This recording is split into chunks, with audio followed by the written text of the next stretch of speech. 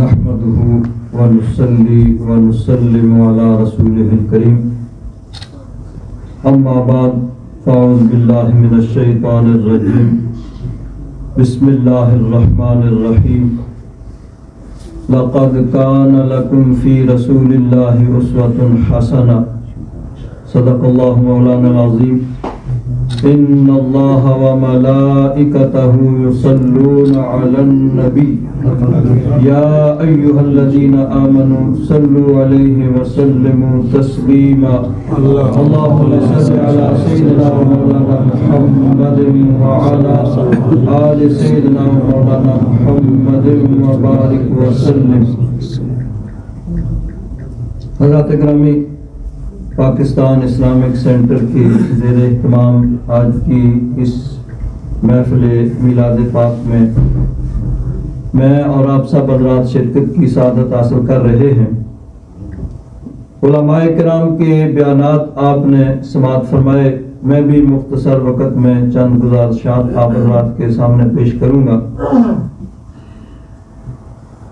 ایک بات جو یہاں بیٹھے ہوئے میرے ذہن میں آئی بدعت کے بارے میں. بدعت ہر نئی چیز کو کہتے ہیں جو پہلے نہ ہو. وہ نئی چیز اچھی بھی ہو سکتی ہے، بری بھی ہو سکتی ہے. اس کو شریعت پر پیش کیا جاتا ہے. اگر وہ اچھی ہے تو وہ اس کا کرنا اچھا جائز ہوگا، کبھی کبھی ضروری بھی ہوتا ہے. اور اگر وہ شریعت کے خلاف کوئی نیا کام ہوگا تو وہ منع ہوگا. لیکن میلاد کے بارے میں یہ میرا اپنا ذاتی نقطہ نظر ہے کہ یہ بدعت ہے ہی نہیں. اس بحث کو ہی ختم کر دیں کہ یہ بدعت ہے ہی نہیں، سنت ہے. بدعت نہیں، سنت ہے. اور سنت نبوی، نبی کریم صلی اللہ علیہ وسلم کی سنت ہے. کیونکہ میلاد اصل میں کوئی بھی طریقہ، جس نیکی کا کوئی کام، اب ضروری نہیں کہ یہ محفل ہو، یہ بھی ایک طریقہ ہے میلاد منانے کا. جلوس یہ بھی ایک طریقہ ہے. ابھی قبلہ ڈاکٹر صاحب اور میں دنہاگ گئے ہوئے تھے، صبح وہاں جلوس کا پروگرام تھا. یہ بھی میلاد منانے کا ایک طریقہ ہے. محفل ہو رہی ہے، یہ بھی میلاد منانے کا ایک طریقہ ہے. کوئی صدقہ خیرات کرتا ہے. کوئی بھی طریقہ جس کے ذریعے کوئی نیکی کا کام اس نیت سے کیا جائے تو اس کو میلاد کہیں گے. تو نبی کریم صلی اللہ علیہ وسلم ہر پیر کو روزہ رکھا کرتے تھے. کسی نے پوچھا حضور یہ آپ ہر پیر کو روزہ کیوں رکھتے ہیں؟ تو فرمایا یوم فیہ ولدت، یہ وہ دن ہے جس میں میری ولادت ہوئی. ہم سال کے بعد میلاد کرتے ہیں نا، تو حضور ہر مہینے نہیں ہر ہفتے میلاد کیا کرتے تھے. ہر پیر کو روزہ رکھا کرتے تھے. تو ہر پیر کو میلاد حضور خود اپنا منایا کرتے تھے. اور سنت الہیہ بھی ہے، صرف سنت نبی نہیں، سنت الہیہ. کیونکہ اب محفل میلاد یہ ہمارے یہ برخوردار کہہ رہے تھے کہ 800 سال پہلے کی کتاب، اس میں بھی لکھا ہوا ہے کہ محفل میلاد ہوتی ہے. یہ 1450 سال پہلے جو کتاب نازل ہوئی اس میں بھی لکھا ہوا ہے. قرآن پاک میں بھی لکھا ہوا ہے. کہاں پہ؟ اللہ تبارک و تعالی نے تمام انبیاء کرام کی روحوں کو جمع کیا. ابھی انسانوں کا سلسلہ شروع نہیں ہوا تھا، تو تمام انبیاء کرام کی روحوں کو جمع کیا اور اپنے محبوب کی شان بیان کی. وَإِذْ أَخَذَ اللَّهُ مِيثَاقَ النَّبِيِّينَ لَمَا آتَيْتُكُم مِّن كِتَابٍ وَحِكْمَةٍ ثُمَّ جَاءَكُمْ رَسُولٌ اللہ تبارک و تعالیٰ نے سارے نبیوں کو جمع کر کے اپنے محبوب کی شان بیان کی. تو یہی کچھ ہوتا ہے نا محفل میلاد میں. تو گویا اللہ تبارک و تعالیٰ کی بھی سنت ہے اور نبی کریم صلی اللہ علیہ وسلم کی بھی سنت ہے. تو بہرحال محفل میلاد اصل جو اس انداز میں محفل کی جاتی ہے یہ تبلیغ کا ایک ذریعہ ہے جس میں نبی کریم صلی اللہ علیہ وسلم کی شان کو بیان کیا جاتا ہے, حضور کی محبت کو جلا بخشی جاتی ہے, دوبالا ہوتی ہے, حضور کی سیرت و کردار کو بیان کیا جاتا ہے تاکہ ہم اپنی سیرت اور کردار حضور کی سیرت اور کردار کے سانچے میں ڈھالنے کی کوشش کریں. یہ اصل مقصد ہے. اب میں کیونکہ وقت جو ہے بہت مختصر ہے تو میں ایک بڑے اختصار کے ساتھ حضور کی سیرت مبارکہ کا ایک پہلو آپ حضرات کے سامنے بیان کروں گا. حضور نبی کریم صلی اللہ علیہ وسلم کی سیرت ہمہ جہت تھی. ہر پہلو جس بھی پہلو سے دیکھا جائے بے مثال ہے اور زندگی کے کسی بھی شعبے سے تعلق رکھنے والا انسان اس کے لیے حضور کی سیرت کے اندر رہنمائی موجود ہے. اللہ تعالیٰ نے فرمایا لقد کان لکم فی رسول اللہ اسوۃ حسنہ. سارے انسان چاہے وہ اس دور کے ہوں, چاہے آج ہوں, چاہے قیامت تک ہونے والے ہوں, مشرق میں, مغرب میں, شمال میں, جنوب میں, گورے رنگ کے ہوں, کالے رنگ کے ہوں, کسی بھی, سب کے لیے حضور کی سیرت کے اندر یعنی مثال موجود ہے اور حضور کی سیرت سے وہ رہنمائی حاصل کر سکتا ہے. میں ایک چیز جو بڑے مختصر سے بیان کروں گا, حضور نبی کریم صلی اللہ علیہ وسلم کی سیرت مبارکہ کا ایک بڑا روشن پہلو یہ ہے کہ حضور نبی کریم صلی اللہ علیہ وسلم اپنے رب کی بارگاہ میں عاجزی اور انکساری کرتے تھے. عاجزی اور انکساری حضور کی سیرت مبارکہ ہے اور تکبر اور غرور یہ بہت ناپسند تھا. اللہ تبارک و تعالیٰ کو بھی یہ ناپسند ہے کہ کوئی بندہ تکبر کرے. تکبر رب ذوالجلال کی شان ہے اور اللہ تبارک و تعالیٰ کی صفت ہے, لیکن بندے کے لیے یہ بہت بڑا عیب ہے کہ کوئی آدمی تکبر کرے, غرور کرے. عاجزی اور انکساری یہ ہمارے آقا کی شان ہے. اور نبی کریم صلی اللہ علیہ وسلم نے صرف تھیوری بیان نہیں کی کہ کوئی واعظ کر دیا, نصیحت کر دی, بھاشن دے دیا.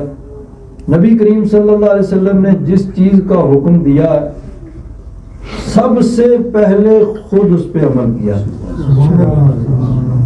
جس چیز کا بھی حکم دیا پہلے خود عمل کیا, اور اگر وہ موقع نہیں تھا تو جب موقع آیا تو حضور نے عمل کر کے دکھایا کہ دیکھو ایسے اس پہ عمل کرتے ہیں.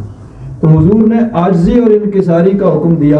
حضور نبی کریم صلی اللہ علیہ وسلم کی سیرت مبارکہ میں بے شمار ایسے واقعات ملتے ہیں کہ جس سے یہ معلوم ہوتا ہے کہ کس طرح نبی کریم صلی اللہ علیہ وسلم نے عاجزی اور انکساری کی. حضور نبی کریم صلی اللہ علیہ وسلم جب محفل میں بیٹھتے تو اپنے لیے بھی کوئی الگ مسند, کوئی الگ انداز نہیں ہوتا تھا. صحابہ کرام کے ساتھ یوں گھل مل کے بیٹھتے تھے کہ اگر باہر سے کوئی آدمی آ جاتا ناواقف, اجنبی آدمی جس نے پہلے دیکھا نہیں, جانتا نہیں, تو اس کو پوچھنا پڑتا بھئی تم میں کون ہے محمد الرسول اللہ.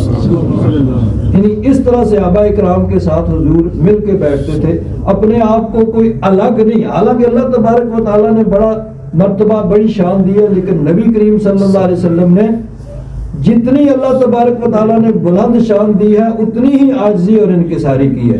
بخاری شریف کے اندر ایک حدیث پاک ہے, نبی کریم صلی اللہ علیہ وسلم حجۃ الوداع کے موقع پہ سقایا پہ تشریف لائے. سقایا جہاں حاجیوں کو پانی پلایا جاتا ہے. آج بھی وہاں دو محکمے موجود ہیں, ایک سقایا کا, ایک نظافہ کا. نظافہ جو وہاں پہ صفائی کرتے ہیں, جن کو یہ سعادت ملتی ہے حرم شریف کی صفائی کی, اور سقایا جو پانی پلانے کی خدمت سر انجام دیتے ہیں. تو اس وقت مکہ میں ایک بہت بڑا یہ ایک عہدہ تھا. ہر آدمی یہ کام نہیں کر سکتا تھا, ایک خاص آدمی ہوتا تھا جس کو یہ عہدہ ملتا تھا اور وہ یہ کام کرتا تھا. حضرت عباس اس کے انچارج تھے, ان کا سکایا ان کے ماتحت تھا, وہ حاجیوں کو پانی پلانے کا انتظام کرتے تھے. تو حضور نے طواف زیارت کیا تو سکایا پہ آئے, حضرت عباس لوگوں کو پانی پلا رہے ہیں, بڑا سا برتن ہوگا اس میں پانی ڈالا ہوا اور اس میں سے چھوٹے برتن میں کسی گلاس میں ڈال کے لوگوں کو دے رہے ہیں, حاجی پی رہے ہیں. حضور تشریف لائے تو حضور نے فرمایا چچا مجھے بھی پانی پلائیں. تو حضرت عباس نے اپنے بیٹے فضل سے کہا بھائی دوڑ کے جاؤ, بھاگ کے جاؤ, گھر سے حضور کے لیے پانی لاؤ. تو حضور نے فرمایا نہیں, یہیں سے پلاؤ جہاں سے سب پی رہے ہیں, جس برتن سے سبھی پی رہے ہیں. ایک گلاس ایک آتا ہے اسی سے پیتا ہے, دوسرا بھی اسی گلاس سے پیتا ہے. تو حضور نے فرمایا نہیں اسی سے پلاؤ. تو حضرت عباس نے عرض کیا حضور یہاں لوگ اس میں ہاتھ ڈال دیتے ہیں. تو فرمایا نہیں یہیں سے پلاؤ, وہیں سے اسی گلاس میں جس میں سب پی رہے ہیں اسی سے پیا. تو صرف تھیوری نہیں, پریکٹیکلی کر کے دکھایا بھئی دیکھو یہ ہے برابری, اس کو عاجزی انکساری کہتے ہیں. پھر حضور یہ بخاری شریف کی اسی حدیث میں ہے, بیر زمزم پہ آ گئے. زمزم کا کنواں تھا جہاں سے پانی نکالا جاتا تھا, ظاہر بات ہے کوئی ڈول رسی کے ذریعے پانی نکالا جاتا ہوگا. تو کچھ لوگ حضرت عباس نے مقرر کیے ہوئے تھے جن کی ڈیوٹی تھی چاہے زمزم کے کنویں سے پانی نکالنا. تو حضور وہاں کھڑے ہوئے اور ان کی حوصلہ افزائی فرمائی بھائی تم بہت اچھا کام کر رہے ہو, حاجیوں کی خدمت کر رہے ہو. اور فرمایا لولا ان تغلبوا, اگر یہ ڈر نہ ہوتا نا کہ لوگ ٹوٹ پڑیں گے, سارے ہی پھر یہ رسی کھینچنا شروع کر دیں گے, تو میں خود یہاں اترتا اور یہ رسی میں اپنے کندھے پہ رکھ کے ڈول کھینچتا. لیکن پھر اگر میں آیا تو پھر سب لوگ کی سنت سمجھ کے پھر آ جائیں گے, تمہارے کام میں مداخلت ہوگی, رکاوٹ پیدا ہوگی. ورنہ میری خواہش یہ ہے کہ میں بھی یہ رسی یہاں رکھوں اور کھینچوں اور اللہ کے مہمانوں کو پانی نکال کے پلاؤں. یہ ہے ہمارے آقا کی سنت مبارکہ, حضور کی سیرت مبارکہ. اب دیکھیے سننا, سن کے سبحان اللہ کہنا تو آسان ہے, لیکن کر کے دکھانا یہ بڑا مشکل کام ہے. اس میں اپنی انا کو انسان کو توڑنا پڑتا ہے اور وہ بڑا مشکل کام ہے, لیکن اصل یہی چیز ہے. حضرت شیخ سعدی رحمت اللہ تعالی علیہ نے فرمایا تواضع کند ہوش مند گزیں نہد شاخ پر میوہ سر بر زمین. فرماتے ہیں کہ جو عقل مند ہوتا ہے وہ تواضع کرتا ہے. کیوں کہ جس شاخ پہ پھل لگا ہوا ہوتا ہے وہ نیچے کو جھکتی ہے, جتنا زیادہ پھل ہوتا ہے اتنی زیادہ نیچے جھکتی ہے, اور جو بالکل خالی ہوتی ہے وہ اوپر کو ہوتی ہے. تو مطلب ہے کہ جو اکڑتا ہے سمجھو اس کے پاس کچھ نہیں ہے, جو کہ میں یہ ہوں میں وہ ہوں. اور اگر کوئی تواضع انکساری عاجزی کرتا ہے, جھکتا ہے, تو اس کے پاس کچھ ہے. حضور ایک سفر میں تشریف لے گئے, رستے میں ایک جگہ قیام کیا, صحابہ کرام نے روٹی پکانے کے لیے آپس میں ڈیوٹیاں بانٹنی شروع کی. کسی نے کہا میں بکری کو ذبح کروں گا, گوشت تیار کروں گا, کسی نے کہا میں گوشت پکاؤں گا, ایک نے کہا میں آٹا گوندوں گا, دوسرے نے کہا میں روٹیاں پکاؤں گا. سب اپنی اپنی ڈیوٹیاں جو ہیں وہ لے رہے ہیں. نبی کریم صلی اللہ علیہ وسلم سن رہے ہیں. حضور نے فرمایا اچھا میں جنگل سے لکڑیاں کاٹ کے لاؤں گا, میں جنگل سے لکڑیاں کاٹ کے لاؤں. صحابہ کرام نے عرض کیا, اس کو حضرت پیر کرم شاہ صاحب رحمۃ اللہ تعالی علیہ نے ضیاء النبی میں اس حدیث پاک کو نقل کیا کہ حضور نے فرمایا میں لکڑیاں کاٹ کے لاؤں. صحابہ کرام نے عرض کیا حضور یہ کام بھی ہم کر لیں گے. حضور نے فرمایا ٹھیک ہے مجھے معلوم ہے کر لو گے, لیکن میں یہ نہیں چاہتا کہ میں یوں ظاہر کروں کہ میں تم سے کوئی الگ چیز ہوں. تو حضور اپنے صحابہ کرام کے ساتھ یوں گھل مل کے رہتے تھے. لیکن یہاں ایک بات بڑی یاد رکھنے کی ہے, حضور نبی کریم صلی اللہ علیہ وسلم نے عاجزی اور انکساری کی ہے, لیکن صحابہ کرام رضوان اللہ تعالی علیہ مجمعین نے حضور کا ادب اور احترام کیا ہے جس کی تاریخ مثال نہیں پیش کر سکتی. نبی کریم صلی اللہ علیہ وسلم کو یہ پسند نہیں تھا کہ حضور تشریف لائیں تو لوگ اٹھ کے کھڑے ہوں. اٹھ کے استقبال کرنا یہ حضور منع فرماتے تھے. یہ حضور کی عاجزی اور انکساری تھی. لیکن صحابہ کرام کیا بیٹھے رہتے تھے؟ نہیں. حضور نبی کریم صلی اللہ علیہ وسلم کو اپنی عاجزی اور انکساری کی وجہ سے یہ چیز پسند نہیں تھی. لیکن صحابہ کرام کی سعادت مندی یہ تھی کہ حضور نبی کریم صلی اللہ علیہ وسلم کا بے مثال ادب کرتے تھے. حضور نبی کریم صلی اللہ علیہ وسلم تشریف لائے جمعہ کے دن. اب جمعہ کے دن لوگ بیٹھے ہوئے ہیں, حضور تشریف لائے تو صحابہ کرام اٹھ کے کھڑے ہو گئے. حضور منبر پہ بیٹھے اور فرمایا بیٹھ جاؤ. صحابہ کرام بیٹھ گئے. حضرت عبداللہ بن مسعود, یہ ابو داؤد شریف کے اندر حدیث پاک ہے, حضرت عبداللہ بن مسعود ابھی وہ باہر تھے دروازے پہ جہاں جوتے اتارتے ہیں, وہاں پہنچے تھے ابھی وہ. تو حضور نے فرمایا بیٹھ جاؤ, تو وہ وہیں پہ بیٹھ گئے. حضور کا حکم ہوا ہے, وہیں پہ بیٹھ گئے. حضور نے دیکھا تو حضور نے کرم فرمایا بھی اٹھ کے آؤ, میرا مقصد ان کو کہنا تھا کہ بیٹھ جاؤ. وہاں سے پھر حضور نے ان کو بلایا. تو صحابہ کرام نے بے مثال ادب کیا ہے. کیسا ادب کیا ہے؟ بخاری شریف کتاب الشروط میں حدیث ہے. صلح حدیبیہ کے موقع پہ اختصار کرتا ہوں, کافروں کی طرف سے عروہ بن مسعود ثقفی وہ سفیر بن کے آئے. وہ بعد میں مسلمان ہوئے فتح مکہ کے موقع پہ. اس موقع پہ وہ مسلمان نہیں تھے. انہوں نے آ کے بات چیت کی, گفتگو کی. مختصر یہ ہے کہ ایگریمنٹ ہو گیا, ٹھیک ہے بھئی ہم اگلے سال عمرے کے لیے آئیں گے, اس سال بغیر عمرہ کیے واپس چلے جاتے ہیں. از عروہ بن مسعود واپس جاتے ہیں مکہ. تو جو ایگریمنٹ کر کے آئے تھے وہ تو خبر تھی, لیکن انہوں نے کہا سنو میری قوم, اے قوم, واللہ لقد وفدت علی الملوک ووفدت علی قیصر و کسری والنجاشی. اے لوگوں, میں پہلی دفعہ کوئی سفیر بن کے نہیں گیا ہوں, میں بڑے بڑے شہنشاہوں کے پاس ڈیلیگیشن لے کے جاتا رہا ہوں. قیصر و کسری جو اس وقت کی دو سپر پاوریں تھیں, ایران اور روم, ان کے بادشاہوں کے پاس, نجاشی کے پاس گیا ہوں, جن کے دربار کا اسپیشل پروٹوکول ہوتا ہے. لیکن جو ادب محمد صلی اللہ علیہ وسلم کے صحابہ حضور کا کرتے ہیں وہ میں نے کہیں نہیں دیکھا. جو ادب یہ بخاری شریف میں, اور بیان کون کر رہا ہے؟ جو اس وقت ابھی تک مسلمان نہیں تھا. کوئی مسلمان ہوتا تو کہتا جو عقیدت کا اظہار کر رہے تھے, وہ حقیقت کو بیان کر رہے ہیں کہ نبی کریم صلی اللہ علیہ وسلم کے صحابہ اس طرح حضور کا ادب کرتے ہیں جو کسی بادشاہ کے دربار میں نے نہیں دیکھا. بڑے بڑے بادشاہوں کے پاس گئے, وہ کہتے ہیں کہ حضور اگر وضو کرتے ہیں نا, تو وضو کرتے ہوئے جو پانی غسالہ جس کو کہتے ہیں عربی میں, پانی جو وضو میں استعمال ہوتا ہے نیچے گرتا ہے, تو وہ پانی جو نیچے گرتا ہے وہ کہتے ہیں کہ حضور کے صحابہ اس کو نیچے نہیں گرنے دیتے, اس کو اپنے ہاتھوں پہ لے لیتے ہیں, اپنے ہاتھوں کے لے کے اس کو اپنے چہرے پہ مل لیتے ہیں, جس کی برکت حاصل ہوگی. اور جس کو وہ پانی نہیں ملتا ہے, اپنے بھائی کے ہاتھ کے ساتھ یوں ہاتھ وہ مل کے وہ اپنے چہرے پہ مل لیتا ہے, چلو کچھ تو برکت حاصل ہوگی. تو صحابہ کرام رضوان اللہ تعالیٰ علیہم اجمعین نے بے مثال ادب کیا ہے. لیکن نبی کریم صلی اللہ علیہ وسلم نے ہمیشہ عاجزی اور انکساری کی ہے. اور اب نتیجہ کیا ہے؟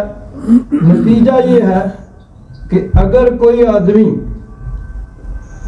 جب نبی کریم صلی اللہ علیہ وسلم کو یہ پسند نہیں تھا, حضور اس کو پسند نہیں کرتے تھے کہ میرے ادب کے لیے لوگ کھڑے ہوں, تو آج اگر کوئی شاہ صاحب ہوں, پیر صاحب ہوں, مولوی صاحب ہوں, قاری صاحب ہوں, چلو دوسروں کے میں چودھریوں کی بات نہیں کرتا, میں صرف دینی جو ہے نا شعبے سے تعلق رکھنے والے ان کی بات کرتا ہوں. تو اگر کوئی بھی یہ ڈیمانڈ کرے بھائی میرے ادب کے لیے کھڑے ہو سب, یا کوئی میرا ہاتھ چومو, تو اس سے بڑی بدبختی کوئی نہیں ہو سکتی جو یہ ڈیمانڈ کرے. لیکن اگر کوئی ادب کرے گا تو اس کی سعادت مندی ہوگی. صحابہ کرام نے کیا ہے, ان کی سعادت مندی تھی. لیکن نبی کریم صلی اللہ علیہ وسلم نے نہ صرف یہ کہ ڈیمانڈ نہیں کی, مطالبہ نہیں کیا, بلکہ حضور کو یہ پسند بھی نہیں تھا. تو اگر کوئی ادب کرتا ہے کسی بھی دینی نسبت کی وجہ سے تو اس کی سعادت مندی ہے, اور اگر کوئی ڈیمانڈ کرتا ہے تو یہ اس کی بدبختی ہے. اللہ تبارک و تعالیٰ اپنا فضل اور کرم فرمائے، ہم سب کو اپنے محبوب کا سچا غلام بننے کی توفیق عطا فرمائے۔ آخر دعوانا الحمدللہ رب العالمین۔